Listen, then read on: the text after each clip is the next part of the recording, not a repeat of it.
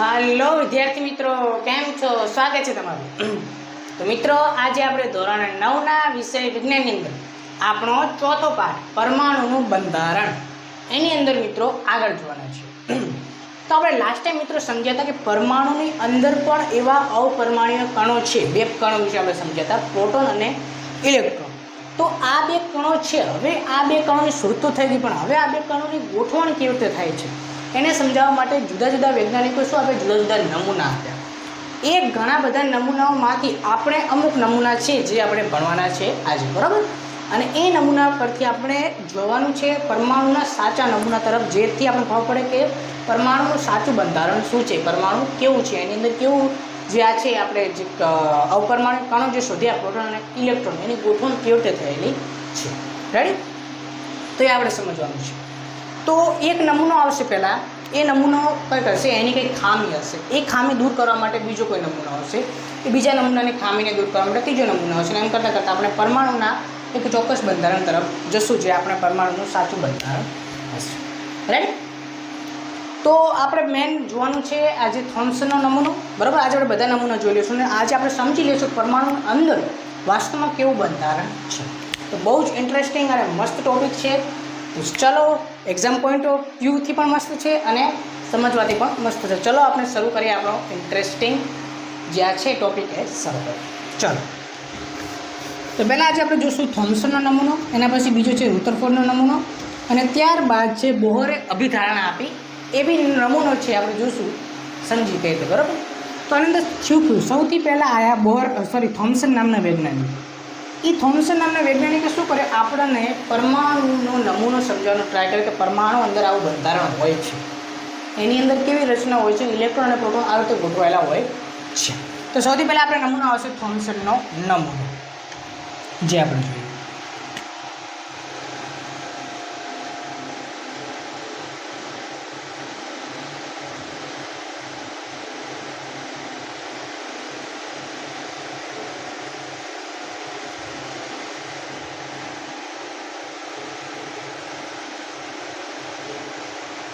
Okay, તો થોમ્સનના નમૂનાની રચના કેવી હતી, થોમ્સનના નમૂનાની રચના કેવી હતી, કેવો દેખાતો હતો થોમ્સનનો નમૂનો, બરાબર। તો થોમ્સનના નમૂનાની આપણે રચના જોઈ લઈએ।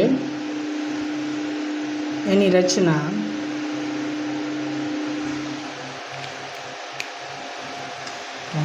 હા, તો થોમ્સનના નમૂનાની રચના છે ને એ કેવા કેના જેવી હતી, તો કે આપણે જોઈએ તો કયું તરબૂચ અને ક્રિસમસ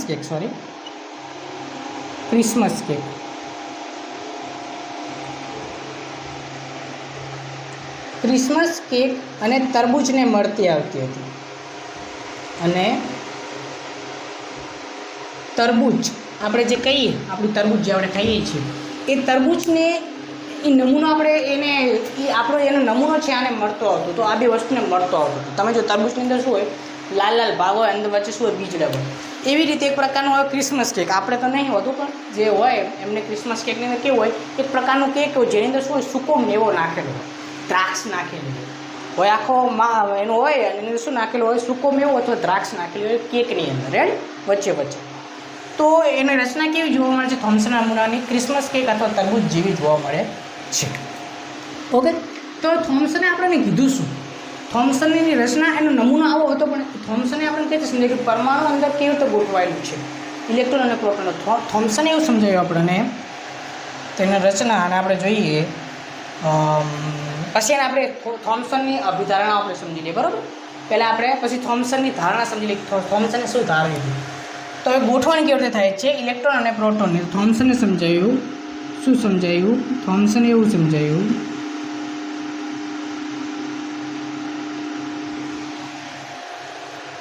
કે જેમ આપણે કહીએ તરબૂચમાં અથવા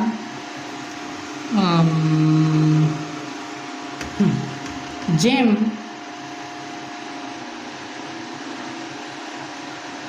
તરબૂચમાં લાલ ભાગ હોય છે તેમ પરમાણુમાં પ્રોટોન ની ગોઠવણ થયેલી હોય છે.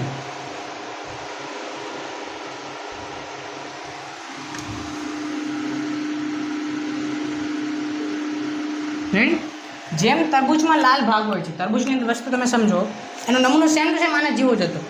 આપણે કહીએ જેમ તરબૂચની અંદર શું હોય, બે વસ્તુ, એક લાલ ભાગ હોય અને અંદર વચ્ચે વચ્ચે શું હોય, એના બીજ હોય, વચ્ચે વચ્ચે શું હોય, એના બીજ હોય.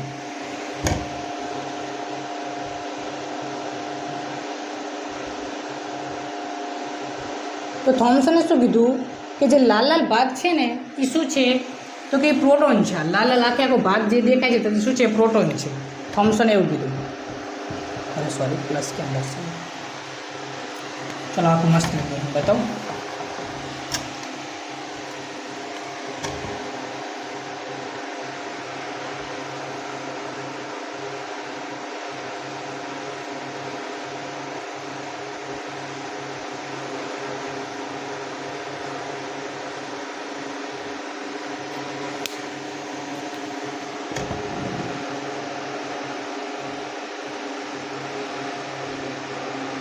તરબૂચમાં જેમ આવતું હોય ને, આપણે તરબૂચમાં જે તરબૂચ તમે ખાધું જશે કદાચ, તો તરબૂચની અંદર શું હોય, લાલ લાલ ભાગ હોય, વચ્ચે આવી રીતે શું હોય, બીજ હોય. તો થોમ્સનના નમૂનામાં જેમ તરબૂચની અંદર લાલ ભાગ હોય છે, એમ થોમ્સને શું કીધું આપણને કે પરમાણુની અંદર શું છે, પ્રોટોન આવી રીતે ગોઠવાયેલા છે. લાલ લાલ ભાગ છે ને પ્રોટોન છે. અને એને શું કીધું કે ઇલેક્ટ્રોનની અંદર વચ્ચે જે તમને બીજ જોવા મળે છે એ શું છે, ઇલેક્ટ્રોન છે. એ આપણને થોમ્સને સમજાવ્યું, રાઈટ? કે જે તમને બ્લેક બ્લેક દેખાય છે એ ઇલેક્ટ્રોનની ગોઠવણ થયેલી છે, અને બાકીનો લાલ ભાગ છે એ શું છે, એ છે પ્રોટોન. તો આપણને થોમ્સને કીધું. તો જેમ તરબૂચમાં લાલ ભાગ હોય છે તેમ પરમાણુમાં પ્રોટોનની ગોઠવણ થયેલ હોય છે. તેવી જ રીતે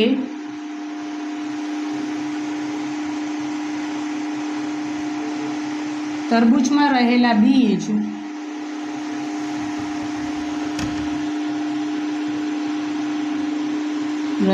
બીજની ગોઠવણ મુજબ ઇલેક્ટ્રોનની ગોઠવણ થયેલી હોય છે. જેમ બીજ ગોઠવાયેલા હોય છે એવી રીતે ઇલેક્ટ્રોન પરમાણુની અંદર ગોઠવાયેલા હોય છે.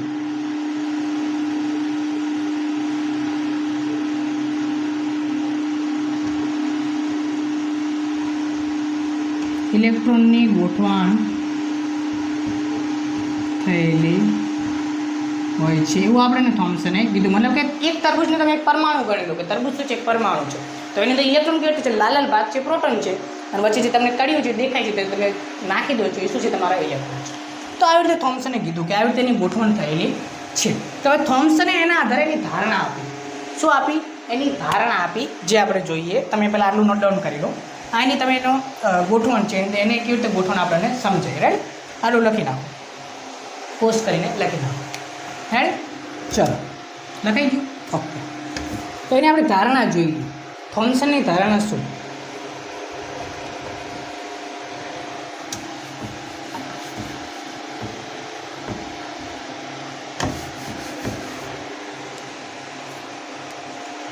થોમ્સનની ધારણા.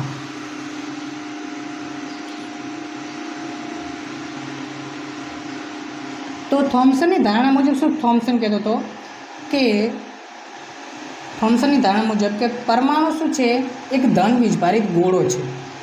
શું છે? એક લાલ લાલ કલરનો ગોળો છે, એક દડા જેવું છે. તો પરમાણુ ધન વીજભારિત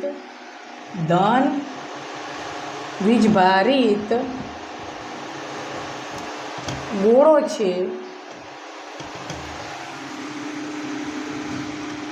જેમાં ઇલેક્ટ્રોન શું થયેલા હોય છે, ગોઠવાયેલા હોય છે, જડિત થયેલા હોય છે. જેમાં શું હોય છે, ઇલેક્ટ્રોન ગોઠવાયેલા હોય છે. રેડી? તો એની પહેલી અભિધારણા. બીજી એની ધારણા શું એને કીધી? બીજી એને ધારણા એવી કીધી કે આ જે પરમાણુ છે એમાં ધનભાર અને જે ઋણભાર છે સમાન માત્રાની અંદર હોય છે. ધનભાર મતલબ કે પ્રોટોનને આપણે શું કીધું, ધનભાર પ્લસ કીધું હતું, અને જે ઇલેક્ટ્રોન છે એને આપણે શું કીધું હતું, ઋણભાર કીધું હતું, માઇનસ કીધું હતું. તો એને શું કીધું કે પ્લસ અને માઇનસ બંને સરખા પ્રમાણની અંદર હોય. મતલબ 5 પ્લસ હશે તો 5 માઇનસ હશે, 10 પ્લસ હશે તો 10 માઇનસ હશે. તો બંને શું હશે, સરખા પ્રમાણની અંદર હશે, જેના કારણે શું થશે, પરમાણુ છે કેવો છે? તટસ્થ બનશે. પરમાણુ કેવો બનશે? તટસ્થ બનશે. તો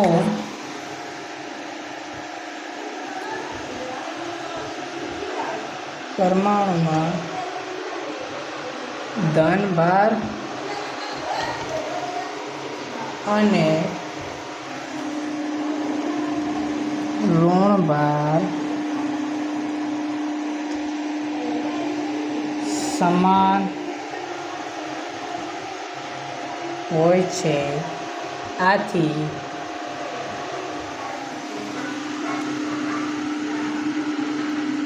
પરમાણુ વીજભારની દ્રષ્ટિએ શું હોય છે? તટસ્થ હોય છે. વીજભારની દ્રષ્ટિએ કેવો હોય છે? તટસ્થ હોય છે. આ શું થઈ ગઈ? એની બીજી ધારણા. પરમાણુમાં ધન ભાર જે પ્લસ આપણે પ્રોટોન કહીએ અને ઇલેક્ટ્રોન બંને કેવા હોય છે? સમાન પ્રમાણની અંદર હોય છે, જેના કારણે પરમાણુ શું થઈ જાય? ઓવરઓલ તટસ્થ થઈ જાય છે. રેડી? તો આ થઈ ગઈ એની ધારણા. બરાબર? એને કીધું આમ.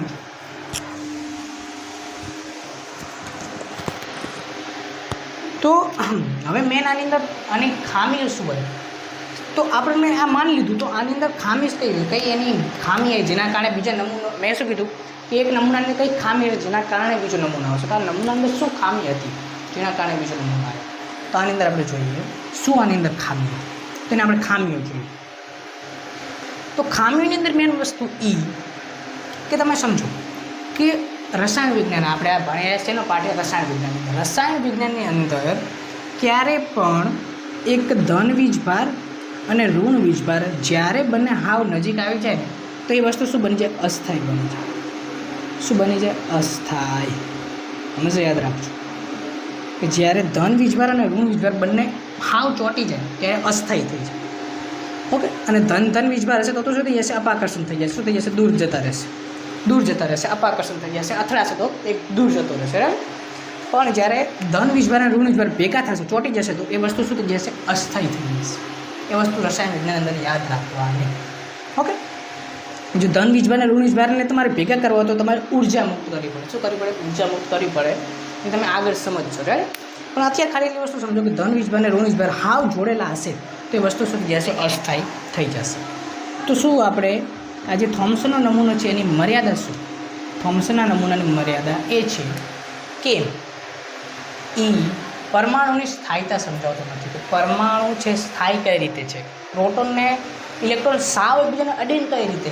સ્થિરતા સમજાવતો નથી. તો એક મેઇન એની શું થઈ જશે? ખામી થઈ જશે. એક સૌથી મોટી ખામી એ થઈ જશે. ખામી શું? ખામી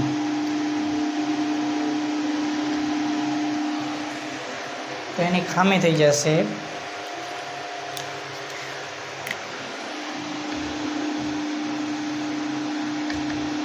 તે પરમાણુની સ્થિરતા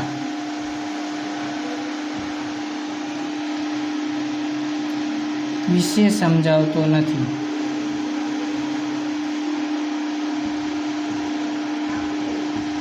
બીજી એની ખામી શું? બીજી કઈ ખામી? તો બીજી એક આગળ એક પ્રયોગ થશે જેના આધારે એની ખામી ઓટોમેટિક દેખાઈ જશે. આગળ એક પ્રયોગ થશે જે આપણો બીજો નમૂનો છે રુથરફોર્ડનો નમૂનો. તો એ બીજા પ્રયોગને એ શું થાય છે એના વિશે સમજાવી શકતો નથી. તો એને ખાલી આપણે ટૂંકમાં લખી દઈએ કે તે એટલે કોણ? આ થોમ્સનનો નમૂનો એ બીજા વૈજ્ઞાનિકો દ્વારા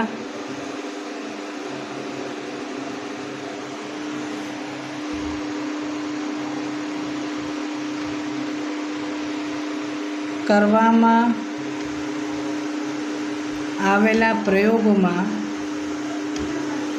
સાર્થકતા દર્શાવતો નથી.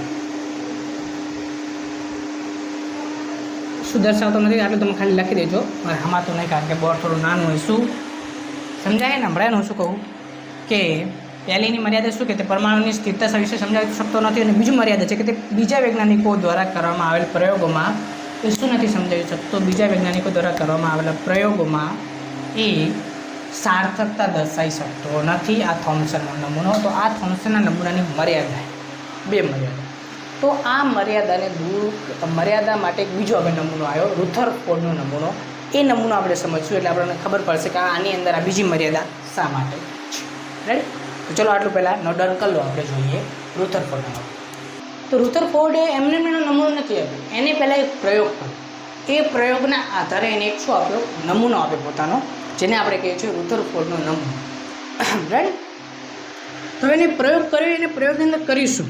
રાઈટ? તો પહેલાં આપણે એનો પ્રયોગ સમજી લઈએ, પછી એનો આપણે નમૂનો જોઈએ, એની આપણે ધારણા જોઈએ, પ્રયોગ જોઈએ, પ્રયોગના આપણે જોઈશું, અવલોકનો જોઈશું, પછી એના તારણો જોઈશું અને પછી એનો આપણે નમૂનો જોઈશું. રાઈટ? તો એને જે પ્રયોગ કર્યો પહેલાં આપણે પ્રયોગ જોઈ લઈએ. પ્રયોગ અંદર એને શું કર્યું?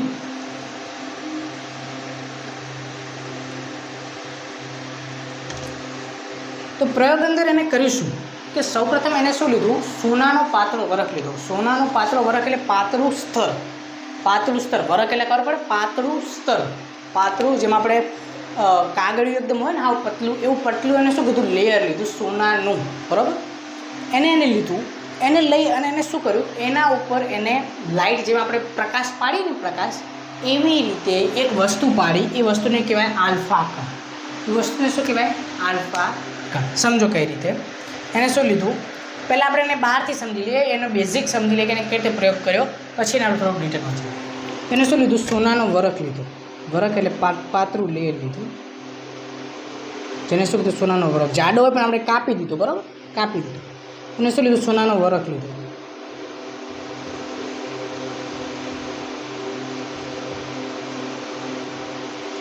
સોનાનો વરખ લઈ એને શું કર્યું? એની અંદર એને આલ્ફા કણની લાવજો. આપણે તમે લાઇટ જુઓ ને, લાઇટ તમે પ્રકાશ પાડો, કોઈ બીજી કંઈ બત્તી આમ કરો, બત્તીમાંથી શું નીકળે? આવે તો પ્રકાશ નીકળે. માન લો બત્તી છે તો બત્તીમાંથી શું નીકળે? આવે તો પ્રકાશ નીકળે. એવી રીતે એક પ્રકારનો પ્રકાશ જ સમજી લો, એક પ્રકારની લાઇટ જ સમજી લો, એ પ્રકારનું હોય. બરાબર? તો એને કહેવાય આલ્ફા કણ. એને શું કહેવાય? આલ્ફા કણ. હવે આલ્ફા કણ કોને કહેવાય? આલ્ફા કણ છે શું? તો આલ્ફા કણ એ કશું નથી. આલ્ફા કણ એ તમે હિલિયમ વિશે જાણ્યું? સોરી, હિલિયમ વિશે જાણ્યું? હિલિયમ વિશે તમને ખબર છે હિલિયમ શું છે? તો ભાઈ આપણને ખબર છે કે હાઇડ્રોજન પછી શું આવે? હિલિયમ આવે. મેં પહેલાં તમને સમજાયેલું છે, આ ચેપ્ટર કનેક્ટેડ છે. ત્રીજા પાર્ટની અંદર આ આવેલું છે. એટલે સમજી લીધું.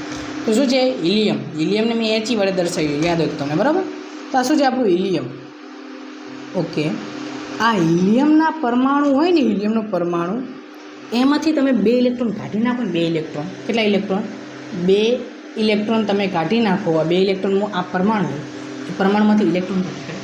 હવે મેં આમાંથી 2 ઇલેક્ટ્રોન કાઢી નાખ્યા. 2 ઇલેક્ટ્રોન કાઢી નાખ્યા ને એટલે આનું નામ બદલાઈ જશે. આ હવે હિલિયમ નહીં રહે. આનું નામ મેં નવું નામ આપ્યું આલ્ફા કણ. સમજાણું? આલ્ફા કણ કશું જ નથી, હિલિયમ હતું. હિલિયમમાંથી શું કરી નાખ્યું? 2 ઇલેક્ટ્રોન કાઢી નાખ્યું. તો એ શું બની ગયું? આલ્ફા કણ. તો હવે મેં શું કર્યું? આલ્ફા કણનું શું કર્યું? આલ્ફા કણને પસાર કર્યા. આવી રીતે લાઇટ હશે જેની અંદર શું હશે? આલ્ફા કણ. શું હશે? આલ્ફા કણ, હિલિયમ હશે. તો હવે થશે કેવું? આ આલ્ફા કણને પસાર કરે છે. બરાબર? એના ઉપર પાડે છે અને સામે એક પડદો હોય, પડદા ઉપર તમને દેખાશે. જો આ લાઇટ અહીં આવશે તો સામે એક દેખાશે, અહીંયા આવશે તો સામે દેખાશે, અહીંયા આવશે તો સામે દેખાશે. આવો એનો પ્રયોગ કર્યો. કોને પ્રયોગ કર્યો? રુથરફોર્ડ અને એના જે સાથીઓ હતા. એને આપણે રુથરફોર્ડ લખવાનું, એટલું તમારે લખવાનું જરૂર નહીં. રુથરફોર્ડે પ્રયોગ કર્યો. રેડી? શું પ્રયોગ કર્યો? કે સોનાનો પાતળો વરખ લીધો. એ વરખ પર એને શું કર્યું? આલ્ફા કણનો મારો કર્યો અને એના પર આલ્ફા કણનો મારો કર્યો, જેના આધારે શું એને આપણે અવલોકનો મળશે. એ આપણે અવલોકનને સમજીએ. હવે થોડું આને આપણે ઝૂમ આઉટ સમજીએ, થોડુંક ઝૂમ સમજીએ કે વાસ્તવમાં પ્રયોગ દરમિયાન થયું શું હશે. બરાબર? એને ધાર્યું કેવું અને થયું કેવું. બરાબર? એ આપણે સમજીએ. રેડ? તો જે સોનાનો વરખ છે ને, એ કેટલી એની જાડાઈ હોય? તો સોનાના વરખની જાડાઈ તમે સમજો કે તમે ઝૂમ આઉટ કરો તો સોનાના વરખની અંદર તમારે 1000 પરમાણુ જોવા મળે. કેટલા? 1000 પરમાણુ. 1000 પરમાણુની જાડાઈ ધરાવે. મતલબ કે આ રીતે જો 1 2 3 4 ઝૂમ આઉટ કરો એટલે તમને આવી રીતે 1000 પરમાણુની આટલી જાડાઈ ધરાવે છે સોનાનો એટલો પાતળો વરખ. બરાબર? કારણ કે આનાથી પાતળી વસ્તુની જોડે હતી નહીં, એટલે પાતળામાં પાતળી વસ્તુ જોતી હતી. તો પાતળામાં પાતળું વસ્તુ હતું સોનાનો વરખ. તેને લીધો, એના પર આલ્ફા કણનો મારો ચલાવ્યો અને એના આધારે એને પ્રયોગ કર્યો, જેને શું કહેવાય? રુથરફોર્ડનો પ્રક્રિયાનો પ્રયોગ કહેવામાં આવે. બરાબર? તો ચલો ભાઈ આપણે થોડુંક ડિટેલની અંદર સમજીએ કે થયું શું. પહેલાં પ્રયોગની અંદર તમારે લખવાનું શું કે પ્રયોગની અંદર શું કર્યો, તો રુથરફોર્ડે સોનાનો પાત્રો વરખ લીધો અને એના ઉપર શું કર્યું, આલ્ફા કણનો મારો ચલાવ્યો અને એ પ્રયોગો એને કર્યો. હવે પ્રયોગ કર્યા પછી એને શું મળ્યા, અવલોકનો મળ્યા. એને શું મળ્યા, અવલોકનો. થોડો પ્રયોગને આપણે જુઓ, થોડો સમજી લઈએ કઈ રીતે શું થયું પ્રયોગની અંદર. તો પરમાણુ હતા ઘણા બધા આવી રીતે. એ તો મેં તમને પાતળું સમજાવ્યું, મેં ઝૂમ કરું છું, બરાબર, ઝૂમ કરું છું. તો આવી રીતે પરમાણુ હશે, બરાબર. હશે તો 1000, પણ આપણે એટલા બધા હમાય નહીં ને બોર્ડમાં, તમે સમજો ને, બરાબર. આ સોનાનો પાત્રો વરખ રેડી. હવે એના પર શું થઈ જશે, આલ્ફા કણ પડશે. અરે આલ્ફા કણને નાઈટ.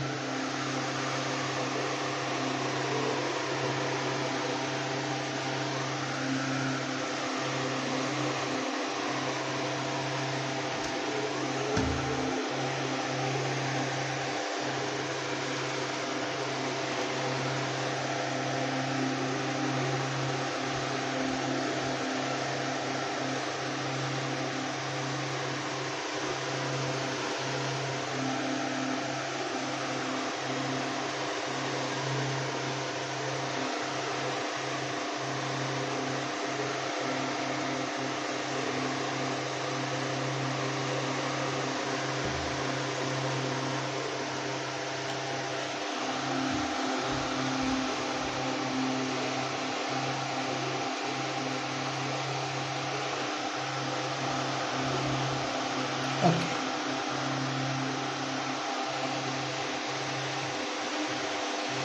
હવે સમજો, ધ્યાનથી સમજો શું કહેવા માંગુ. તો એને પ્રયોગ કર્યો. તો પ્રયોગ અંદર હવે આપણે બધું લખવાનું હોય પછી લખીએ, પહેલાં આપણે પ્રયોગને સમજી લઈએ, બરાબર. એકવાનો જો કન્સેપ્ટ સમજાઈ ગયો ને તો પછી લખવું તો સાવ સિમ્પલ ને, રેડી. આપણે પેલા કન્સેપ્ટ સમજી લઈએ, રેડી. પછી આપણે એને અવલોકનો જોઈશું અને પછી એને શું તારણો આપ્યા જોઈએ. તો એને પ્રયોગ કર્યો. પ્રયોગ દરમિયાન થયું કેવું, એને શું કર્યું, આલ્ફા કણનો મારો ચલાવ્યો. હવે મને કહું, થોમ્સને આપણે શું કીધું હતું, થોમ્સને એવું કીધું હતું કે જે ધન વીજભાર છે ને, હવે જો હવે આલ્ફા તમે સમજો કે હિલિયમ હતો, હિલિયમમાંથી મેં 2 ઇલેક્ટ્રોન કાઢી નાખ્યા. તો સમજો કોઈ વસ્તુમાંથી ઇલેક્ટ્રોન કાઢી નાખો તો એ શું બની જશે, ધન વીજભાર બનશે કે ઋણ વીજભાર બનશે. મેં પહેલાં લેક્ચરમાં થોડું સમજાવ્યું હતું, કદાચ ખબર હતું. કોઈ વસ્તુમાંથી તમે ઇલેક્ટ્રોન કાઢી નાખો તો એ વસ્તુ શું બની જશે, ધન વીજભાર બની જશે. શું બની જશે, ધન વીજભાર બની જશે. મતલબ કે આલ્ફા કણ એ શું છે, ધન વીજભાર છે. શું છે, ધન વીજભાર પ્લસ છે, બરાબર. તો હવે વસ્તુ યાદ રાખજો કે જ્યારે પ્લસ સામે પ્લસ ધન વીજભાર સામે ધન વીજભાર આવશે ને ત્યારે શું થશે, અથડામણ થશે. સમજો, ધન વીજભાર સામે ધન વીજભાર આવશે ત્યારે અથડામણ થશે. ધન વીજભાર સામે ઋણ વીજભાર આવશે તો અથડામણ થશે નહીં. રેડી. હું શું કહેવા માગું, ધન વીજભાર સામે ધન વીજભાર હશે તો શું થશે, અથડામણ થશે. ધન વીજભાર સામે ઋણ વીજભાર હશે તો અથડામણ થશે નહીં, બરાબર.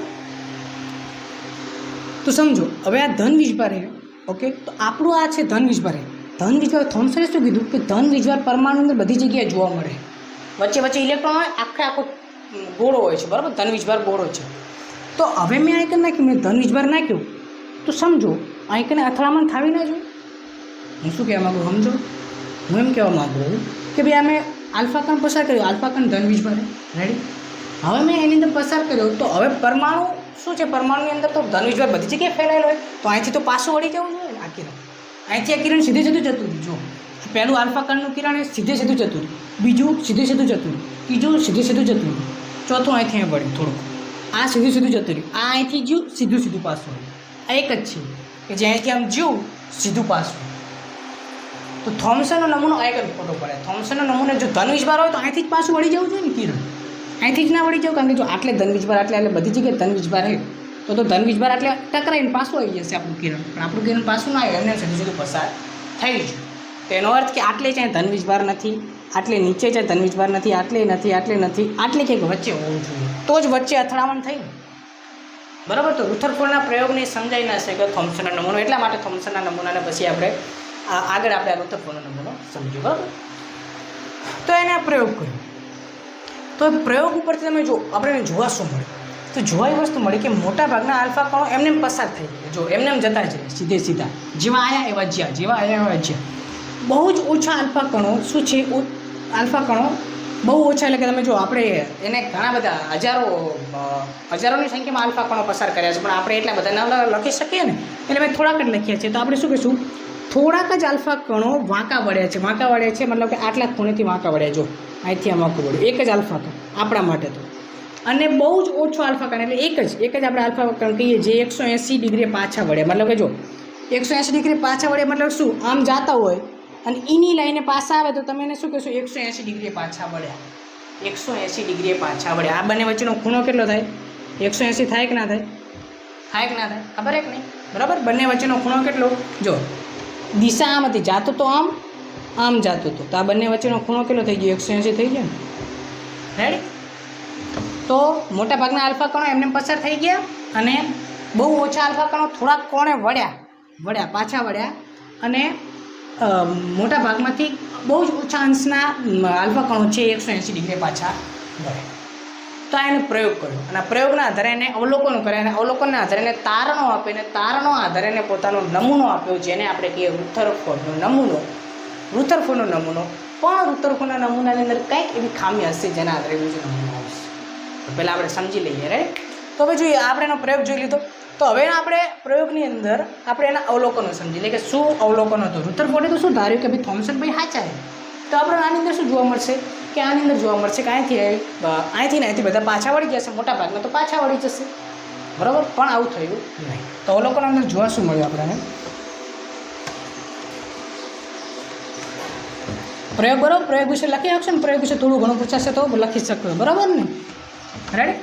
પ્રયોગ અંદર શું કર્યું? સોનાનો પાતળો બરફ લીધો ને પર આલ્ફા કણનો મારો ચલાવ્યો, બરાબર? હવે અવલોકનો શું આવ્યા? પ્રયોગના અવલોકન એટલે ખબર ઓબ્ઝર્વેશન. શું જોવા મળ્યું?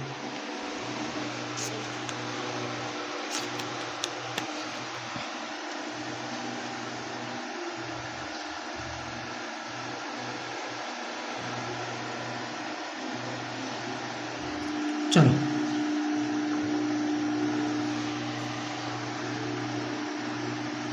અવલોકન મુજબ મોટા ભાગના આલ્ફા કણો શું થઈ જાય છે? મોટા ભાગના આલ્ફા કણો સોનાના વરખમાંથી પસાર થઈ જાય છે.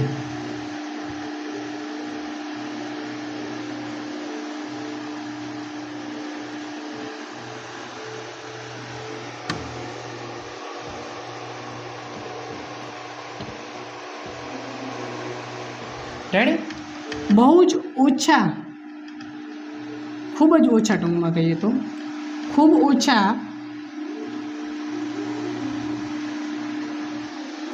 આલ્ફા કણો ઓછા અંશે એટલે ખૂણે, બરાબર? ઓછા ખૂણે લખો તો બી ચાલે. ઓછા ખૂણે વિચલન પામ્યા, જે આપણે જોયું તો એક, બરાબર? ઓછા ખૂણે વિચલન પામે છે, ટૂંકમાં કહીએ તો વિચલન પામે છે. બીજી ત્રીજી વસ્તુ કઈ? તો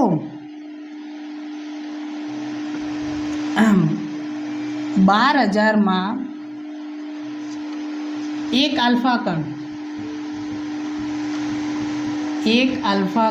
180 અંશે વિચલન પામે છે. અંશે લખો, ખૂણે લખો. 180 ખૂણે વિચલન પામે છે. મતલબ કે 12,000 આલ્ફા કણો તમે પસાર કરો ને ત્યારે તમને એ જોવા મળે, એક વિચલન પામે.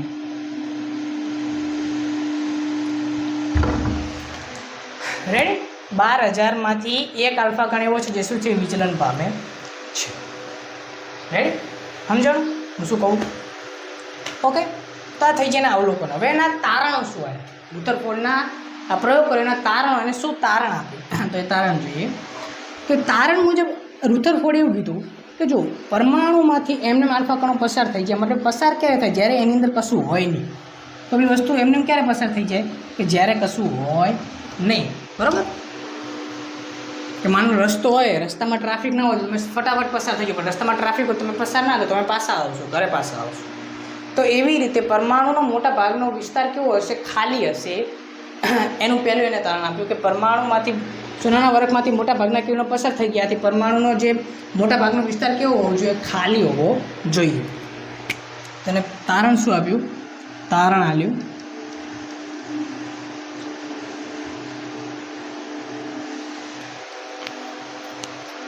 કે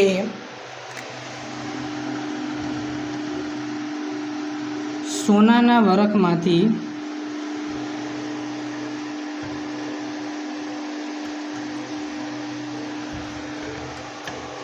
મોટા ભાગના આલ્ફા કણો પસાર થઈ જાય છે વિચલન પામ્યા વગર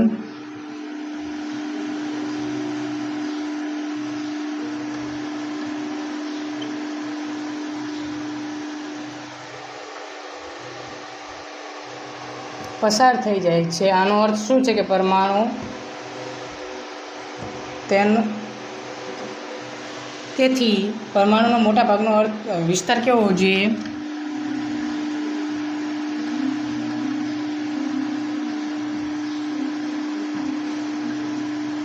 મોટા ભાગનો વિસ્તાર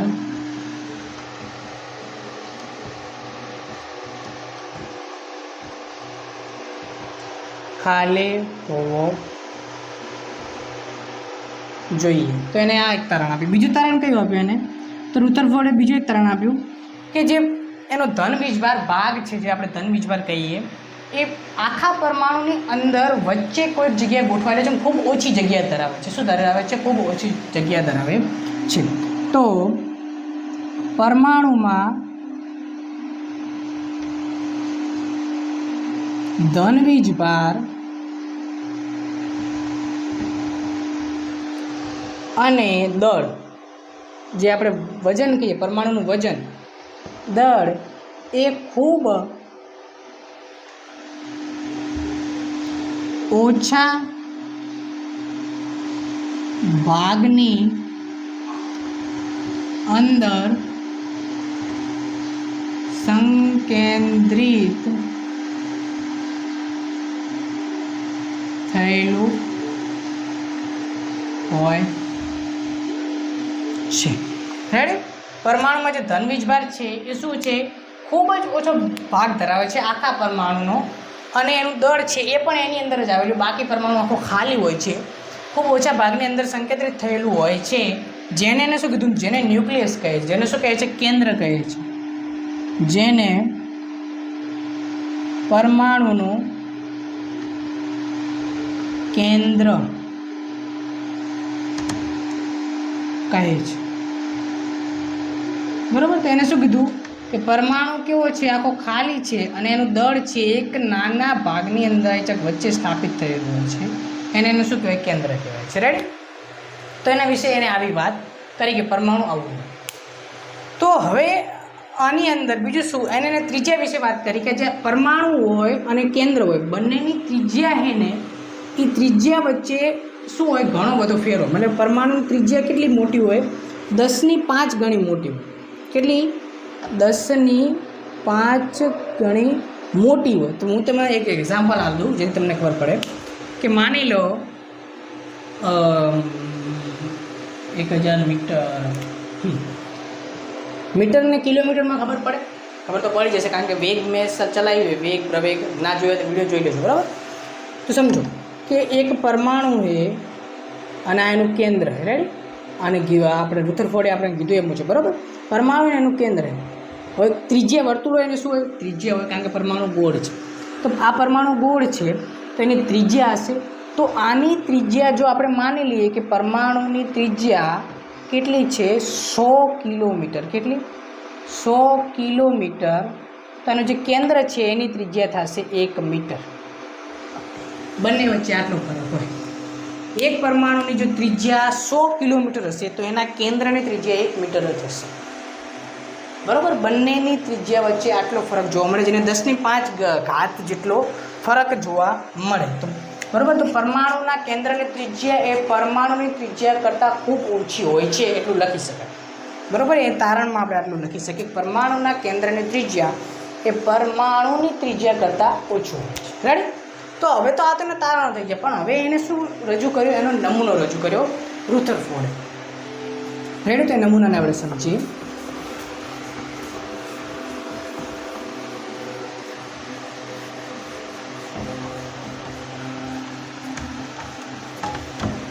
આને પ્રયોગ કર્યો, પ્રયોગના આધારે એને નમૂનો આપ્યો.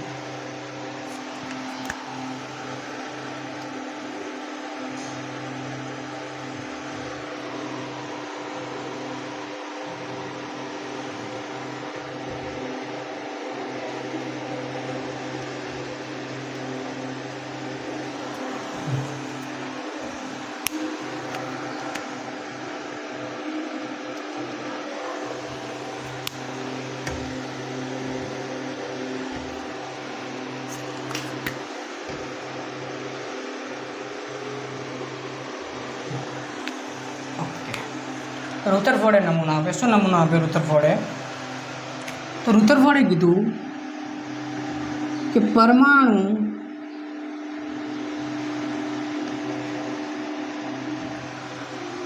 નો ધન વીજભાર અથવા પરમાણુનો ધન વીજભાર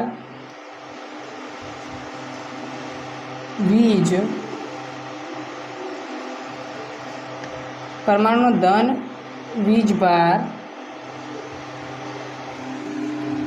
અને તેનું દળ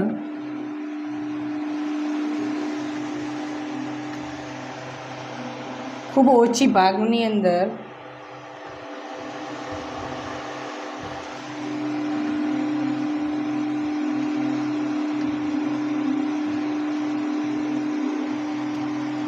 સંકેન્દ્રિત થયેલું હોય છે.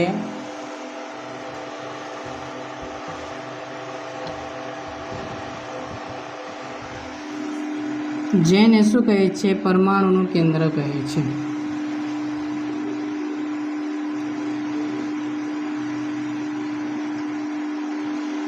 આ દળના લખો તો ચાલે. ખૂબ ઓછા ભાગની અંદર સંકેન્દ્રિત થયેલું હોય છે પરમાણુનું ધન વીજભાર, જેને પરમાણુનું કેન્દ્ર કહે છે. અને બીજું શું કહીએ કે પરમાણુના કેન્દ્રની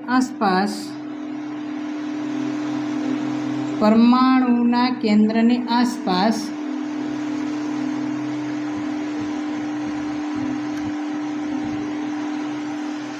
ઇલેક્ટ્રોન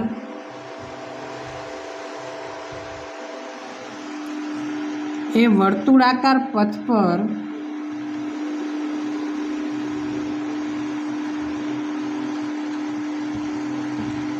પરિભ્રમણ કરે છે.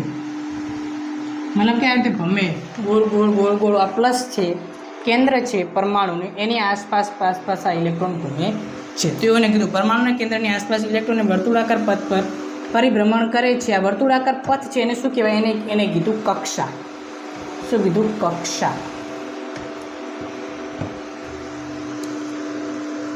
જેને કક્ષા કહે છે. શું કહે છે? કક્ષા કહે છે.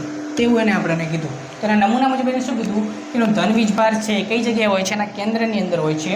અને ઇલેક્ટ્રોન જે ઋણ વીજભાર છે એની આજુબાજુ ફરતો હોય છે, જેને એને શું કીધું? કક્ષા. રાઈટ? તો એને નમૂનો આપ્યો. તો હવે આ નમૂનાની ખામી આવી ગઈ. આ નમૂનો તો ભાઈ રેડી જ છે. આ નમૂનાની ખામી કઈ આવી? તો આની ખામી એક વસ્તુને કારણે આવી કે આપણે સમજીએ. અને જે ખામી દૂર કરવા માટે એક વૈજ્ઞાનિક જેનું નામ છે નીલ્સ બોર, એને અભિધારણા આપી, જેના કારણે આ ખામી દૂર થઈ. તો આપણે આમની ખામી જોઈએ કે ખામી આને પૂછાઈ શકે છે. ખામી કઈ રીતે? આની શું છે ખામી? એનો નમૂનો સમજી ગયો. એનો નમૂનો છે. રેડી? ચાલો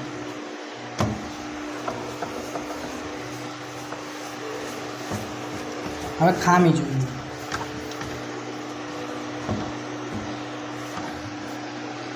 એની ખામી સમજવા પહેલાં આપણે એક વસ્તુ સમજવું પડશે, થોડો કન્સેપ્ટ સમજવો પડશે, તો આપણે એની ખામી સમજાવશે.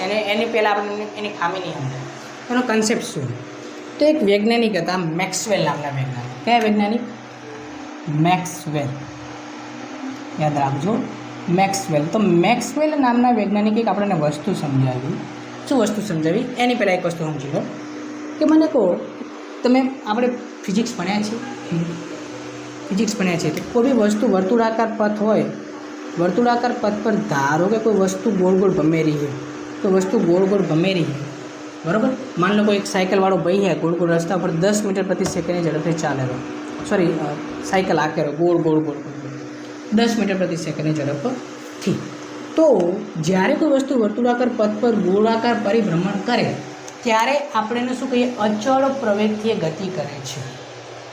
શું કહીએ છીએ? અચળ પ્રવેગ. સર તમે કહેશો પ્રવેગ આ બધું તમારે જોવું પડશે. તમે જોશો તો તમને ખબર પડશે. 8મા પાઠની અંદર આવશે. 8મો કે 7મો પાઠ છે ગતિ. એ સમજી લો તો તમને ખબર પડશે ને કે એમને ખબર નહીં પડે. હું શું કહું બધું ઉપરથી જશે. રાઈટ. શું છે આની અંદર એ વસ્તુ સમજો કે આનો વેગ કેટલો છે? 10 મીટર પ્રતિ સેકન્ડ. હવે પ્રવેગ કોને કહેવાય? પ્રવેગ કે ભાઈ વેગની અંદર ફેરફાર થાય તો સમજો આ તો 10 10 10થી આટલે 10 આટલે 10 આટલે 10 આટલે 10 તો આના વેગની અંદર કોઈ ફેરફાર થતો નથી. તો સર આમાં પ્રવેગ કઈ રીતે ઉત્પન્ન થયો? પ્રવેગ કઈ રીતે ઉત્પન્ન થયો સમજો. વેગ શું છે મને એટલું કહ્યું તો સર વેગ એક સદિશ રાશિ. વેગ એક સદિશ રાશિ નહીં બરાબર, કારણ કે જેમાં દળ મૂલ્ય હોય અને દિશા બંને હોય તો વેગ એક સદિશ રાશિ છે. તો તમે જોજો આટલે 10 મીટર પ્રતિ સેકન્ડ હે એની દિશા કઈ છે? તો દિશા ભાઈ સાયકલવાળાની દિશા આ દિશામાં. રેડી? આ દિશામાં ગતિ કરેલો. હવે સાયકલવાળો ભાઈ આટલે પહોંચી ગયો. કેટલે પહોંચી ગયો? આગતો આટલે પહોંચી ગયો. આટલે પહોંચી ગયો. હવે એની દિશા કઈ? તો કે હવે સર એની દિશા થઈ ગઈ આટલે આ બાજુ થઈ ગઈ. તો પહેલાં દિશા આ બાજુ હતી, હવે દિશા આ બાજુ. દિશા બદલાઈ ગઈ. દિશા બદલાણી તો વેગ બદલાણો. કારણ કે વેગ શું છે? સદિશ રાશિ છે. વેગ બદલાણો એટલે શું ઉત્પન્ન થયો? પ્રવેગ ઉત્પન્ન થયો. પ્રવેગ કેવો ઉત્પન્ન થયો? દિશાની અંદર કેવો બદલાવ થાય છે? ચોક્કસ બદલાવ થાય છે. આ સરખો એટલે શું ઉત્પન્ન થયો? પ્રવેગ ઉત્પન્ન થયો. આ પ્રવેગ કેવો છે? અચળ પ્રવેગ છે. સમજાણ કે ઉપરથી છે? પ્રવેગ કેવો છે? અચળ છે. કેમ અચળ? કારણ કે દિશાની અંદર બદલાવ સરખો થાય છે ને. આટલે સરખો એવું થોડીક રસ્તો બગડી ગયો ના. ગોળ રાઉન્ડ છે ને, મારે થોડું ભલે ગોળ નથી બની પણ ગોળ રાઉન્ડ છે તો શું થશે કે એ એના દિશાની અંદર સરખો બદલાવ આવશે એટલે શું થશે? અચળ પ્રવેગ ઉત્પન્ન થશે. તો ખબર પડી કે વર્તુળાકાર પથની તો આ ઇલેક્ટ્રોન પણ કેવી ગતિ કરતો હશે? અચળ પ્રવેગથી ગતિ કરતો હશે. રેડી? ઓકે. ઇલેક્ટ્રોન શું કરે છે? અચળ પ્રવેગથી ગતિ કરે છે. તો મેક્સવેલ નામના વૈજ્ઞાનિકે શું કીધું? એને એવું કીધું કે જ્યારે પણ કોઈ વીજભારિત વસ્તુ હોય, ઇલેક્ટ્રોન શું છે? વીજભાર વસ્તુ છે. આ બી એક વીજભાર વસ્તુ. જ્યારે પણ કોઈ વીજભાર વસ્તુ છે એ અચળ પ્રવેગથી ગતિ કરે તો ઇલેક્ટ્રોન કરે રહે. જ્યારે કોઈ વીજભાર વસ્તુ અચળ પ્રવેગથી ગતિ કરે ને તો ત્યારે શું કરે? વિકિરણ મુક્ત કરે. મેક્સવેલ નામના વૈજ્ઞાનિકે એક વસ્તુ સમજાવી કે જ્યારે પણ કોઈ વસ્તુ હોય એ વીજભારિત વસ્તુ જ્યારે શું કરે? ગતિ કરે. શું કરે? ગતિ કરે. કેવી ગતિ? અચળ પ્રવેગથી. અચળ પ્રવેગથી ગતિ કરે એટલે એક વસ્તુ મુક્ત કરે. એ વસ્તુને શું કહેવાય? વિકિરણ. શું મુક્ત કરે? વિકિરણ. હવે જો વિકિરણ મુક્ત કરે ને એટલે એની ઉર્જા ઘટે. કોઈ બી વસ્તુ જ્યારે વિકિરણ મુક્ત કરે તો એની ઉર્જા ઘટે. યાદ રાખજો, હંમેશા યાદ રાખજો, એની ઉર્જા ઘટે. વિકિરણ વસ્તુ કોઈ બી વસ્તુ મુક્ત કરે તો વિકિરણ એની ઉર્જા ઘટે. તો ઇલેક્ટ્રોન ભમતો એ શું કરશે? વિકિરણ મુક્ત કરશે. શું કરશે? વિકિરણ મુક્ત કરશે. તો ઇલેક્ટ્રોને શું કર્યું? વિકિરણ મુક્ત કર્યું. તો ઇલેક્ટ્રોન મુક્ત કર્યું એની ઉર્જા ઘટે. ઉર્જા ઘટે એટલે નીચલા સ્તર ઉપર. હંમેશા યાદ રાખજો, ઉર્જા વધે તો ઉપલા સ્તર ઉપર જાય, ઉર્જા ઘટે તો નીચલા સ્તર ઉપર આવશે. તો ઇલેક્ટ્રોન આટલે આવી જશે. સમજો? આટલે ગતિ કરતો થોડીક એની ઉર્જા ઘટી જશે એટલે આટલે આવી જશે. રેડથી લખું આગળ તમને સમજાશે. સમજાણ? આટલે ભમતો એની ઉર્જા ઘટી જશે એટલે આટલે ચકાઈ જશે. પછી વરીની ઉર્જા કરતાં ઘટી જશે એટલે વરીની પાછો આટલે આવશે. એમ કરતાં ઉર્જા ઘટી જાય એટલે ઠેઠ કેન્દ્ર અંદર સમાઈ જશે. જો ઇલેક્ટ્રોન ફરતો ઠેઠ કેન્દ્ર અંદર જતો રહેશે. તો તમને સમજાણું કે ધન વીજભાર અને ઋણ વીજભાર ભેગા થાય તો શું થાય? અસ્થિરતા ઉત્પન્ન થાય. તો પરમાણુ કેવો થઈ જાય? અસ્થિર થઈ જાય. તો કે ભાઈ આવું તો ચાલે. મેક્સવેલ નામના વૈજ્ઞાનિકે કીધું કે આવું તો ચાલે નહીં ભાઈ, કારણ કે મારો નિયમ સાચો છે ભાઈ. મેં તો કંઈ ખોટું કીધું નહીં. કે કોઈ વસ્તુ છે એ શું કરે છે? અચળ પ્રયોગથી ગતિ કરે તો શું કરે? વિકિરણ મુક્ત કરે. વિકિરણ મુક્ત કરે તો એની ઉર્જા ઘટે તો એ કેન્દ્ર નજીક જશે ને એક સમય એવો આવશે કે ગતિ કરતો કેન્દ્ર અંદર સમાઈ જશે. આવું ચાલે નહીં. તો આ એની ખામી હતી. તો એની ખામી તમે કેવી રીતે લખશો? તો લખીએ આપણે. થોડી ખામી લખીને તમને આવશે નહીં લખતા, હું લખી દઉં. એની ખામી શું? તો મેક્સવેલ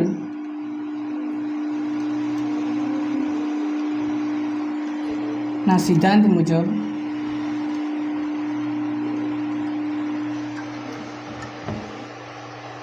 અચળ પ્રવેગથી ગતિ કરતો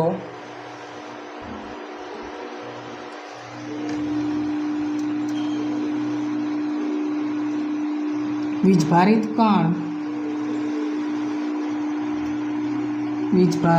કણ શું કરે છે? વિકિરણ મુક્ત કરે છે.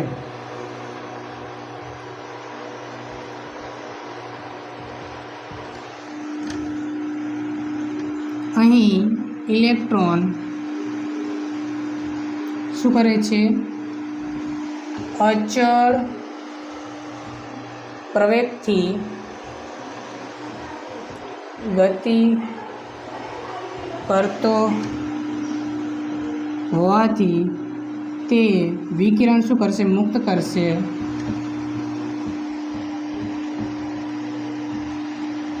મુક્ત કરશે. અને એક સમય એવો આવશે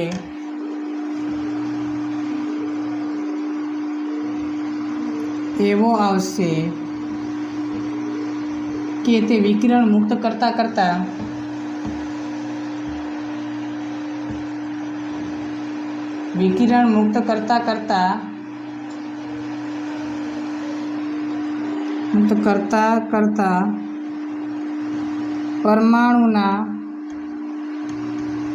પરમાણુના કેન્દ્ર સુધી પહોંચી જશે. બરાબર, કેન્દ્ર સુધી પહોંચી જશે અને પરિણામે શું થશે? પરમાણુ અસ્થાયી થઈ જશે. તો આ શું થઈ જશે? એની ખામી છે. એની શું છે? ખામી છે. કોના? રુથરફોર્ડના નમૂના. થોડું ઉતાવળમાં લખીએ પણ ખાલી સમજી લેજો. મેં સમજાવી દીધું બરાબર કે મેક્સવેલના સિદ્ધાંત મુજબ કે અચળ પ્રવેગથી વીજભારિત કણ જ્યારે વિકિરણ મુક્ત કરે છે, અહીં ઇલેક્ટ્રોન અચળ વેગથી ઇલેક્ટ્રોન શું કરે છે? વિકિરણ મુક્ત કરે છે. પરિણામે સમય કેવો આવશે કે કેન્દ્ર અંદર ચોંટી જશે અને અડી જશે, જેના કારણે મેં તમને સમજાવ્યું પહેલાં જ ને, ધન વીજભારોની પર ભેગા થાય શું થાય? અસ્થિરતા ઉત્પન્ન થાય. તો શું થઈ જશે? અસ્થિર થઈ જશે. તો આવું ચાલશે નહીં. તો આની શું થઈ? રુથરફોર્ડની ખામી. પણ હવે એની ખામીને દૂર કોને કરી? તો એની ખામીને દૂર કરવા માટે આયા બોર નામના વૈજ્ઞાનિકે. તો સાલ તો મને યાદ નહીં, એમાં કંઈક સાલ લખેલી છે.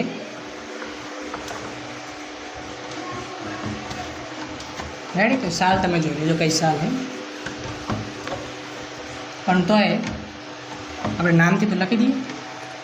તો રુથરફોર્ડની ખામી દૂર કરવા માટે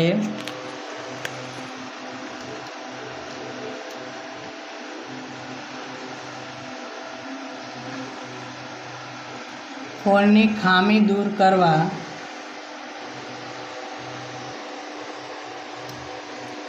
હવે નીલ્સ બોહર હે એમને કોઈ નમૂનો નહોતો આપ્યો. એમને શું આપી? અભિતરણ આપી. પોતાના એમને પ્રયોગો દ્વારા એમને શું કર્યું કે એક વસ્તુ સાબિત કરી કે જે પરમાણુ છે એ જ્યારે કક્ષાની અંદર ગતિ કરે છે ને, પરમાણુ જ્યારે અને એમને શું સમજાવ્યું કે પરમાણુ, તમે મેક્સવેલભાઈને કીધું, મેક્સવેલભાઈને એવું નહીં કીધું પણ ખાલી હું તમને સમજાવું કે તમે વાત સાચી કે પરમાણુ ગતિ કરતો હોય અચળ, કારણ કે પરમાણુ એક વીજભારિત કણે અચળ પ્રવૃત્તિ ગતિ કરે તો એ વિકિરણ મુક્ત કરે. પણ અહીં કને કક્ષા એક એવી વસ્તુ છે કે જેમાં પરમાણુ ઇલેક્ટ્રોન મુક્ત કરી શકતો નથી. વિકિરણ મુક્ત કરી શકતો નથી. ઇલેક્ટ્રોન જો છૂટો પડી ગયો કક્ષામાંથી પછી જો અચળ પ્રયોગી ગતિ કરે તો ભાઈ મુક્ત કરી શકે વિકિરણ. પણ એ એની અંદર હશે, કક્ષાની અંદર હશે તો એ વિકિરણ મુક્ત કરશે નહીં. બહાર હશે તો એ મુક્ત કરી છે. બહાર અચળ પ્રયોગી ગતિ કરે એમને દોડતો હોય, કારણ કે ઇલેક્ટ્રોન નોખો પણ પડી શકે છે. કેન્દ્રમાંથી નોખો ના પડે, કારણ કે કેન્દ્ર પરમાણુ પ્રોટોન નોખો ના પડે, ઇલેક્ટ્રોન નોખો પડી શકે છે. ઇલેક્ટ્રોન દૂર થઈ જાય એના પછી જો ગતિ કરે તો એ વિકિરણ મુક્ત કરશે, પણ જ્યારે કક્ષાની અંદર હશે તો એ મુક્ત કરશે નહીં. દૂર કરવા બોહરે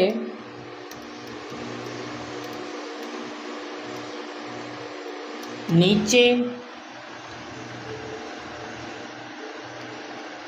મુજબની અભિધારણા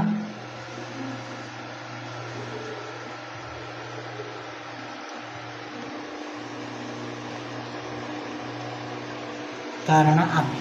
શું અભિધારણા આપી?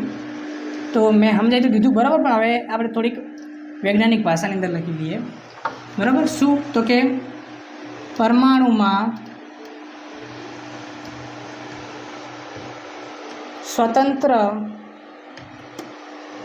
સ્વતંત્ર કક્ષાઓ પૈકી અમુક ચોક્કસ કક્ષાઓ જ માન્ય કક્ષાઓ ગણાય છે, બધી ગણાય નહીં. અમુક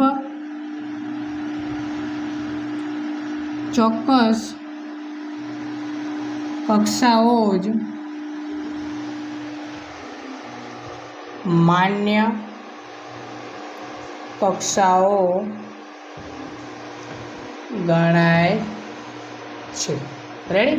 તો પહેલી અભિધારણા. બીજી અભિધારણા શું કે કેન્દ્રની આસપાસ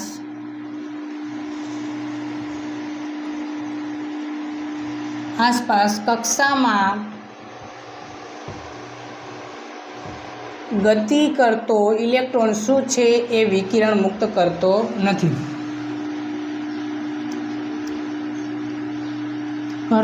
ઇલેક્ટ્રોન એ શું છે? વિકિરણ મુક્ત કરતો નથી. આ એની બીજી અભિધારણા છે.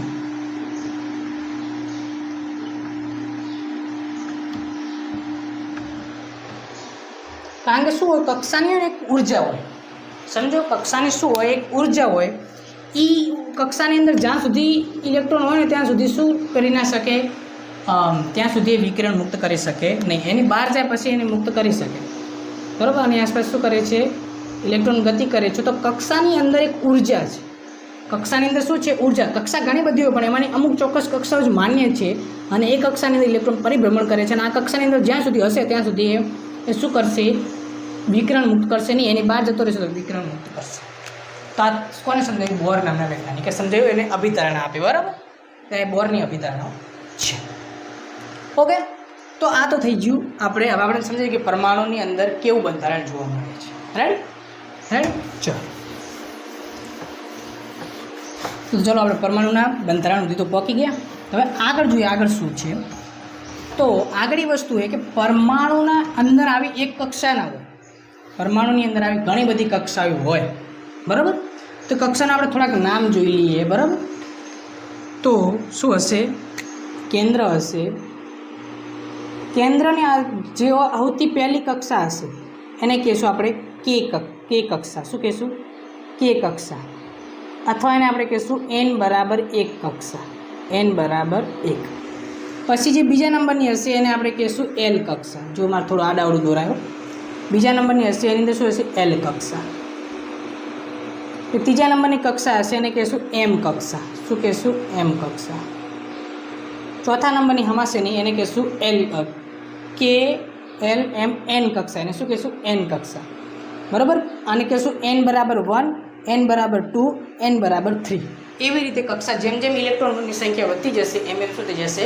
કક્ષાઓ શું થઈ જશે? વધતી જશે. બરાબર?